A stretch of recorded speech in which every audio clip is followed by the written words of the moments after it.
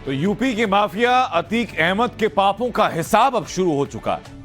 योगी राज में उम्र कैद की सजा काट रहे अतीक और उसके गैंग के अतीक के गुनाहों में शामिल उसकी फैमिली और उसके गुर्गों पर रहम की कोई गुंजाइश नहीं। आज एक कारोबारी के अपहरण के मामले में अतीक और उसके बेटे उमर पर भी आरोप तय हो गए। 2017 से पहले तक जो अतीक सत्ता की शह पर अपना काला कारोबार चलाता था, अब उसके उसी काले कारोबार पर खुद अब सूद समेत वसूली योगी राज ने शुरू कर दी।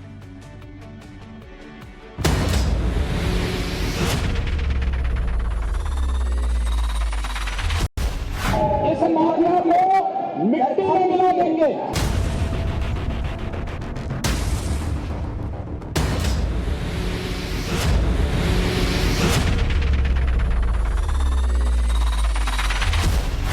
इस माफिया को मिट्टी में मिला देंगे।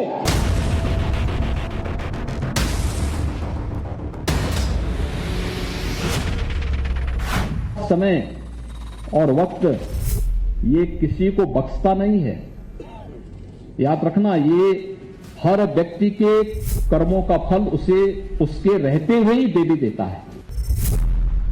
समय और वक्त ने ही उस माफिया का हिसाब करना शुरू कर दिया है जिसकी कभी यूपी की सत्ता से लेकर सड़कों तक पर तूती बोलती थी। बस ये समझिए कि अपने नाम का सिक्का नहीं चलाया, लेकिन इस शख्स के उतारे जहर का शिकार एक नहीं कई हुए और अब वक्त ने अतीक अहमद के पापों का बही खाता खोल दिया है और वक्त हिसाब किताब का है। एक एक करके अतीक के गुनाहों का हिसाब हो रहा है। पहले उमेश पाल अपहरण कांड में फैसला आया और अब मोहित जायसवाल जो कि लखनऊ के कारोबारी थे, जिन्हें देवरिया जेल ले जाकर उनके साथ मारपीट की गई थी, रंगदारी वसूलने की धमकी दी गई थी, तमाम ऐसे संगीन आरोप थे मोहित जायसवाल ने जो लगाए थे। उस मामले में अब मुकदमा ट्रायल पर आ गया है। आज अतीक अहमद जो कि वीडियो कॉन्फ्रेंसिंग के जरिए साबरमती जेल से पेश हुआ था और दूसरा उमर अतीक जो कि अतीक अहमद का बेटा है, लखनऊ जिला जेल में बंद है, उसे हाई कोर्ट सीबीआई कोर्ट में पेश किया गया था। उन पर आरोप तय कर दिए गए हैं। मामला बहुत पुराना नहीं है, करीब 5 साल पहले का है। साल 2018 में एक कारोबारी मोहित जायसवाल को अतीक के गुर्गे अगवा कर देवरिया जेल लेकर गए थे।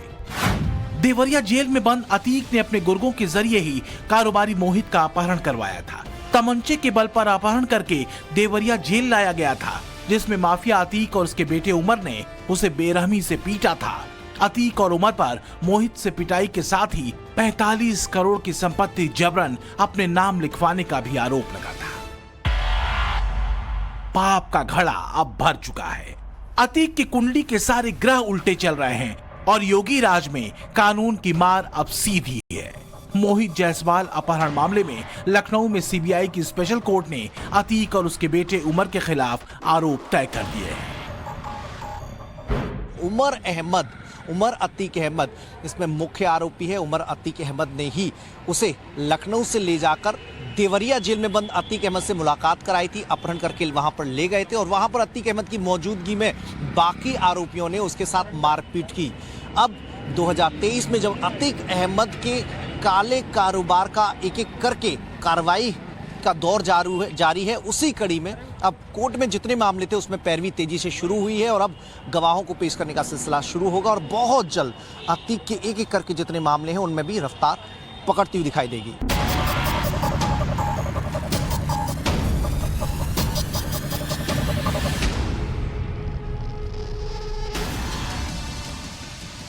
दुस्साहस जब सिर पर सवार होता है तो अक्ल सबसे पहले मरती है और फिर आदमी तबाह हो जाता है। माफिया अतीक ने योगी राज में यही दुस्साहस करने की कोशिश की थी। उमेश पाल हत्याकांड की साजिश रचकर एक वो दिन था, एक दिन आज का है। अतीक एंड फैमिली के गुनाहों के जितने पन्ने थे सब एक एक कर खुल चुके हैं। हाल ये है कि अतीक अहमद उम्र कैद की सजा काट रहा है। अतीक का भाई अरशद जेल में बंद है। हत्याकांड में शामिल अतीक का बहनोई अखलाक पुलिस गिरफ्त में है तो बेटा असद फरार चल रहा है, जिसकी सरगर्मी से तलाश जारी है। अतीक की बीवी शाइस्ता परवीन भी फरार है। अतीक की बहन आयशा नूरी के खिलाफ शूटरों की मदद करने के आरोप में कार्रवाई की तैयारी चल रही है। वहीं अतीक का बेटा अली नैनी जेल में बंद है। उसके 2 बेटे बाल सुधार गृह में हैं। वहीं अतीक का एक बेटा उमर लखनऊ जेल में बंद है। हिसाब सिर्फ अतीक के गुनाहों का नहीं हो रहा, बल्कि उसके मददगारों का भी हो रहा है। यूपी पुलिस लगातार फरार चेहरों की तलाश में है। ये जो एक आप मकान देख रहे हैं, इसी मकान के अंदर आयशा नूरी और उनके पति डॉक्टर अखलाक रहते थे और इसी मकान के अंदर 5 तारीख को गुड्डू मुस्लिम यहाँ आया था, जहाँ गुड्डू मुस्लिम की ठहरने के साथ साथ पैसे दे कर के भी उनकी मदद की गई है। यूपी पुलिस उमेश पाल हत्याकांड के जो आरोपी हैं, जो शूटर्स हैं, उनकी धरपकड़ के साथ साथ जो उनके मददगार हैं फरार होने में, जिन जिन लोगों ने उनकी मदद की है, उन लोगों के ऊपर भी लगातार अपना शिकंजा कसती जा रही है। अतीक अहमद की बीवी शाइस्ता परवीन पहले से ही फरार है। कोर्ट में उसकी अग्रिम जमानत याचिका भी खारिज हो गई है। अब जब पुलिस और कानून का शिकंजा कस रहा है, तो बर्बर माफिया का बेटा विक्टिम कार्ड फेंक रहा है।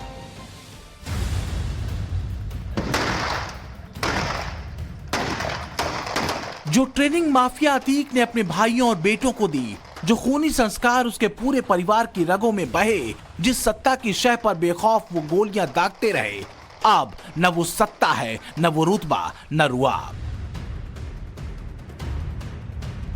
सूत्रों की माने तो साजिश के दौरान साबरमती जेल में बंद माफिया अतीक अहमद को बड़े मियां कोडवर्ड दिया गया था। छोटे भाई अशरफ को छोटे मियां, फरार असद को राधे, इसी तरह हत्याकांड में शामिल शूटरों को अलग अलग कोडवर्ड दिए गए थे। शूटर गुलाम को उल्लू, गुड्डू मुस्लिम को चिकन, अरमान को बिहारी और विजय चौधरी को उस्मान कोड मिला था। सीएम योगी ने अतीक के क्राइम फाइल को जल्द से जल्द बंद करने के निर्देश दिए हैं, लिहाजा पुलिस अब एक्शन मोड में आ गई है। पुलिस उमेश पाल हत्याकांड से जुड़े तमाम आरोपियों से पूछताछ कर बिखरे हुए सिरों को आपस में जोड़ने की कवायद में जुटी है। कहा जा रहा है कि इसीलिए तमाम आरोपियों को रिमांड पर लेकर भी पूछताछ हो रही है। जिन 5 आरोपियों को 6 घंटे की रिमांड पर लेकर पुलिस ने पूछताछ किया, उन्होंने कई सारे बड़े खुलासे किए हैं।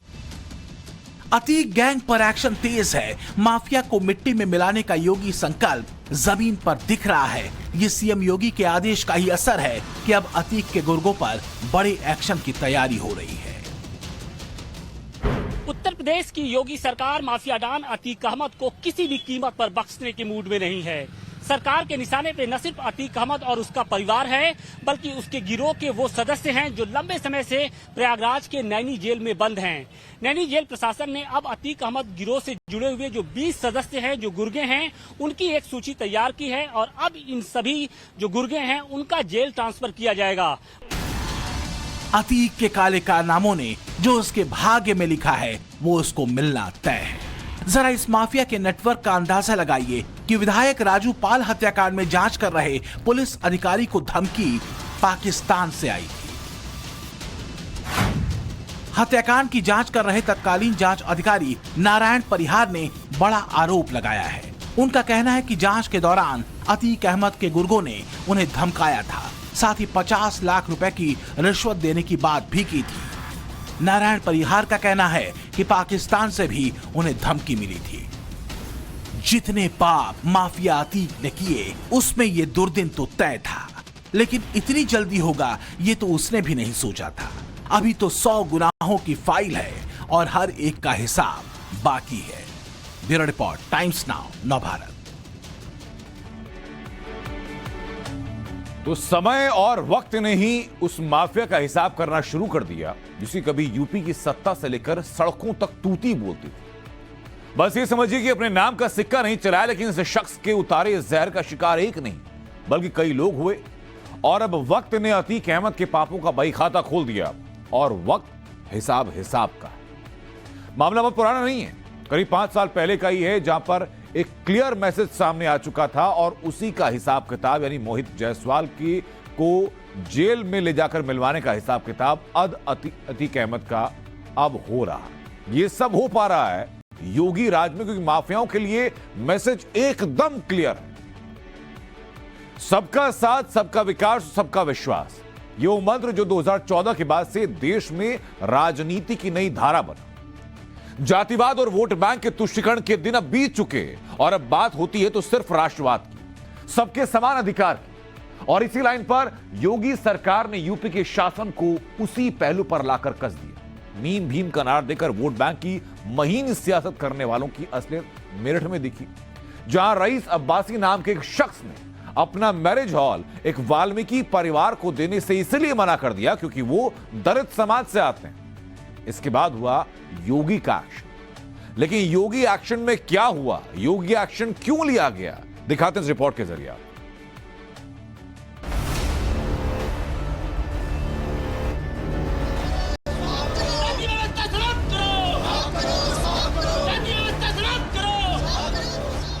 जाति, मत और मजहब के नाम पर बांटने वाले लोग वास्तव में किसी के हितैषी नहीं होते हैं।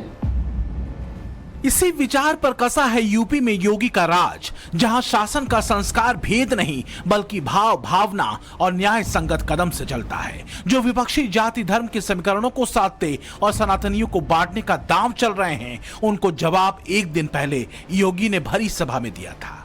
लेकिन बात आज की है। योगी की ये बात कोरी नहीं है बल्कि सामाजिक न्याय की कसौटी पर कसी है, और इसको समझना है तो मेरठ की ये तस्वीरें देखनी होंगी। मेरठ के एक गांव में वाल्मीकि समाज के एक परिवार की बेटी की शादी थी। तारीख तय हो चुकी थी, तैयारियां पूरी हो चुकी थीं, कार्ड छप गए थे, शादी का मंडप बुक हो चुका था, पैसे का पेमेंट हो चुका था। 9 अप्रैल को बारात आनी थी और 5 अप्रैल को यानी शादी से ठीक 4 दिन पहले लड़की के परिवार वालों के पास मैरिज हॉल के मालिक रईस अब्बासी का फोन आया, जिसमें रईस अब्बासी की तरफ से कहा गया कि बुकिंग कैंसिल कर दी गई है, सिर्फ इसलिए क्योंकि परिवार वाल्मीकि समाज से आता है। मेरी बात सुनो, अगर तुम जाके देख के मंडप देते हो तो अच्छी बात नहीं है, क्यों? देखो हमारी शादी सब खुली पड़ी है। भैया मेरी बात सुनो, नहीं वाल्मीकि को प्रोग्राम नहीं लेते भैया, हम क्या कोई भी मंडप वाला लेता है भैया? खूब ले रहे हैं हमने पैसा। नहीं भैया नहीं, अपने जो 10,000 रुपये ले आना भाई सब, ठीक है नहीं भैया 4 दिन बाद मैं किसका मंडप करता? नहीं भैया, नहीं होने का ना तुम्हारा प्रोग्राम भैया, ठीक है। एक तो बात ठीक नहीं है भाई साहब भैया, नहीं होने का ना, जब मैंने तुमसे कह दिया, ठीक है नहीं। आप अगर मेरी परेशानी बताओ मुझे क्या है कि भैया हम वाल्मीकि को प्रोग्राम नहीं लेते। मेरठ के अंदर एक जातीय भेदभाव का मामला सामने आया है। मेरठ के गोल्डन गार्डन फार्म हाउस के इस मंडप के अंदर 9 अप्रैल को एक शादी की बुकिंग हुई थी। इस बुकिंग को 9 अप्रैल को शादी होनी, वो शादी जो होनी थी वो एक दलित समाज की बेटी की शादी होनी है 9 अप्रैल को। और लेकिन मंडप स्वामी का फ़ोन इस लड़की के भाई के पास जाता है और वो कहता है कि जिस समाज से आप आते हैं उस समाज की लड़की की शादी हम अपने मंडप में नहीं करेंगे और आपकी बुकिंग को रद्द कर दिया जाता है। जरा समझिए रईस अब्बासी जैसे मानसिकता वाले लोगों को, जो जाति के आधार पर किसी समाज की उपेक्षा करने से बाज नहीं आते। खबर जंगल की आग की तरह फैली और वाल्मीकि समाज के लोगों ने मैरिज हॉल के मालिक रईस अब्बासी के खिलाफ मोर्चा खोल दिया।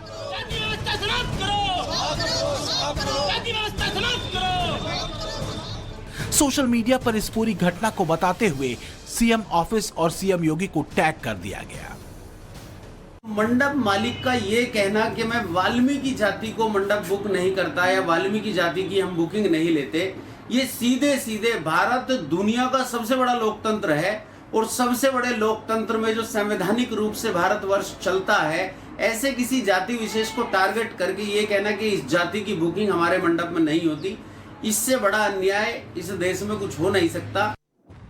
सीएम ऑफिस से एक्शन पलक झपकते हुआ फौरन प्रशासन को इस पूरी घटना पर एक्शन लेने को कहा गया और ये होना भी था, क्योंकि योगी का फंडा बहुत सीधा और साफ है।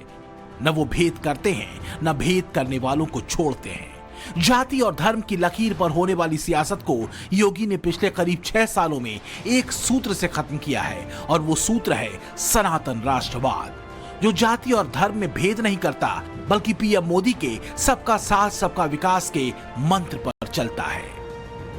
आज पूरे यूपी की जनता कह रही है, यूपी प्लस योगी बहुत है उपयोगी। भगवाधारी योगी ने एक परसेप्शन गढ़ा है जो न जाति देखता है न मजहबी तुष्टिकरण करता है। जैसे ही सीएम ऑफिस को इस पूरे मामले की जानकारी मिली, इसके फौरन बाद मेरठ पुलिस का जवाब ट्वीट पर ही मिला, जिसमें इस पूरे मामले पर एक्शन लेने की जानकारी दी गई थी।